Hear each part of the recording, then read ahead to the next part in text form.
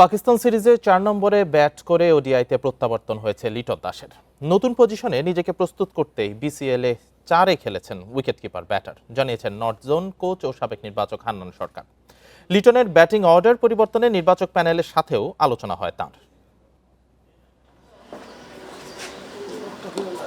শুরুটা ২০২৪ সালে।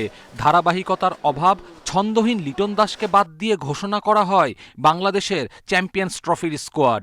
ফর্মে না ফেরায় শ্রীলঙ্কা সফরে এক ম্যাচ খেলে আবার কাটা পড়েন। একাদশ থেকে জায়গা হারানোর পর থেকে যেন নিজেকে খুঁজে ফিরেছেন Liton Das. Rainbow allrounder exterior পে বাড়ির বাহিরের দেয়ালের সুরক্ষা নিয়ে থাকুন নিশ্চিন্ত, সাথে পাচ্ছেন 10 বছরের ওয়ারেন্টি।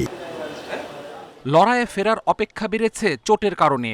খেলা হয়নি আফগানিস্তান ও উইন্ডিজ সিরিজ। হোম অ্যাওয়ে মিলিয়ে সে সময় টানা ১৪ ম্যাচে 50 নেই। ৯ ওডিআইতে স্কোর ১ অঙ্কে, ৪টিতে ডাক। এমন অবিশ্বাস্য পরিসংখ্যান হতাশা বাড়ায় লিটনের। প্রায় ৮ মাস পর পাকিস্তান সিরিজ দিয়ে ওডিআইতে ফেরা লিটনের দুটি 40 ইনিংস কিছুটা স্বস্তির।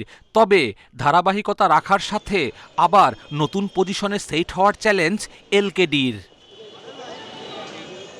পাকিস্তান সিরিজ সহ ৪ নম্বরে লিটনের ম্যাচ সংখ্যা মোটে ৯টি, ৩ নম্বরে ১৬টি আর ৫-এ খেলেছেন ৪টি ম্যাচ। তবে ওপেনিং স্লটে সবচেয়ে বেশি ৬৮ ম্যাচ খেলা লিটনকে নিয়ে কী ভাবনা ম্যানেজমেন্টের?